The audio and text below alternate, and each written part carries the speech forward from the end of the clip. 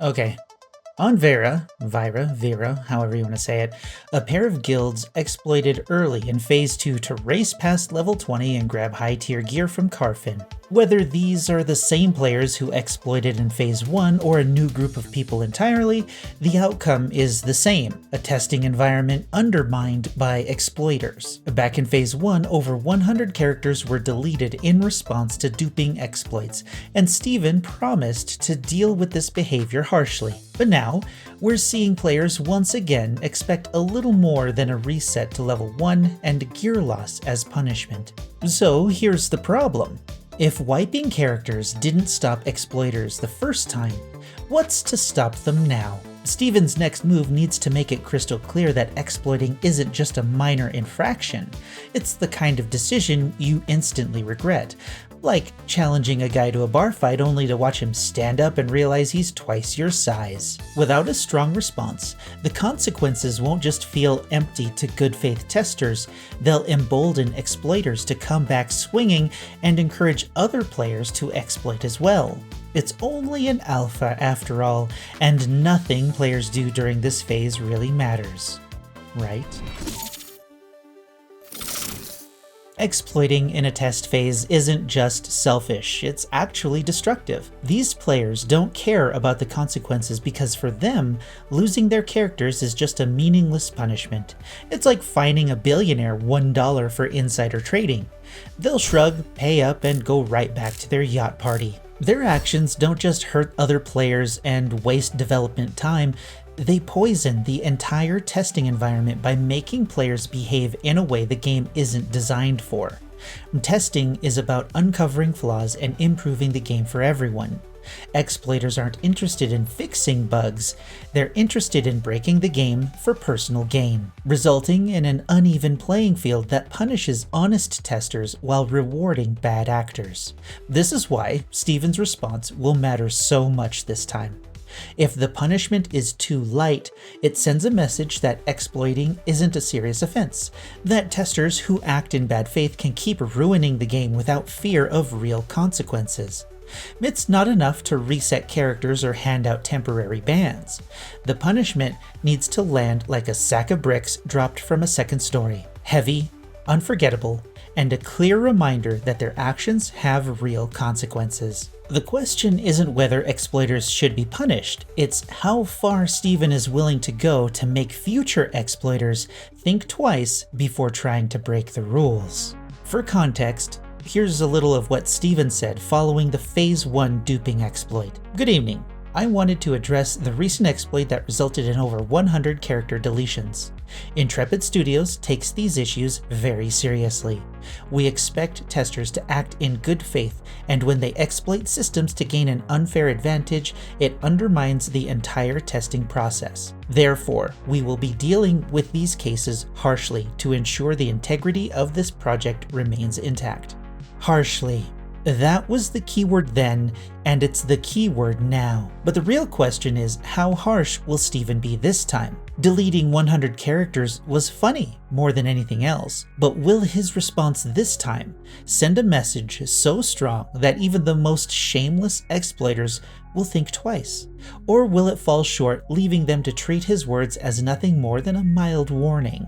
This isn't just about the exploiters, it's about setting the tone for Ashes of Creation's entire community. Steven has to decide whether he'll wield his authority like a sledgehammer or a foam mallet.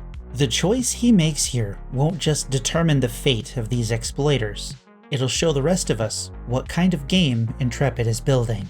So in my opinion, it's time to stop playing nice. The players who exploit the game aren't just bending the rules, they're actually breaking the terms of service. And on a deeper level, they're tainting the data or whatever that the devs are using to actually make the game better. If Steven is serious about protecting Ashes of Creation, then banning exploiters outright isn't just an option, it's a necessity. Think about it. If these players are allowed to stick around, what's to stop them from exploiting again? A temporary punishment like a character wipe clearly isn't enough. These players see testing as a playground to do whatever they want. After all, it's only an alpha. And until the consequences match the crime, they'll keep causing problems for everyone. Banning exploiters permanently sends a message, one that echoes beyond the test. It says that testers are here because Steven means business, because he values integrity over player count. A clear stance now will shape the future community of Ashes, ensuring the players who remain are the ones who care about the game and not just about exploiting it for personal gain or for fun. This isn't about being harsh for the sake of it, even though I personally like being harsh. It's about protecting the vision of the game that's meant to reward effort and creativity, not loopholes and cheats. Let the exploiters be the example, because Ashes deserves better. But some players worry that being too harsh will drive people away. It's a fair concern. MMOs live and die by their communities. But here's the reality. Harshness doesn't push away the right players. It protects them. The only people who would leave because of bans are the ones exploiting or the ones who want to exploit in the first place. These aren't testers who care about helping Ashes of Creation succeed. They're opportunists, gaming the system for their own gain. Losing those players isn't a risk, it's a necessity if the game is going to attract a strong, committed community.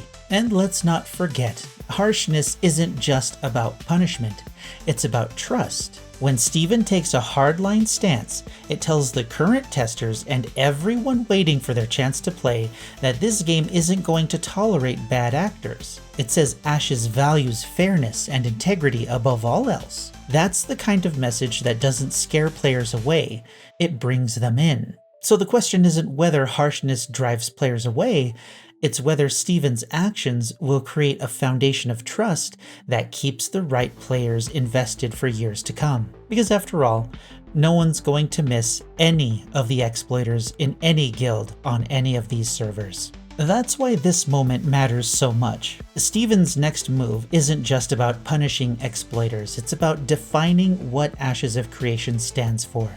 Is this a game where fairness and integrity come first, or is it a game like so many before it where bad actors can exploit their way to the top with little more than a slap on the wrist when they get there? The choice Steven makes here will set the tone for future testers, future players, and the community as a whole. If he comes down hard, if he bans these exploiters outright, it'll show everyone that Ashes is a game where actions have consequences. It's not about driving people away. It's about building something better, one decisive action at a time, and maintaining a community of like-minded players. Exploiting doesn't just hurt the developers, it hurts every single person who plays by the rules. And right now, Steven has a chance to show every good faith tester where he stands. The hammer is in his hands. Let's hope he swings it really hard. That's all for today. You're welcome.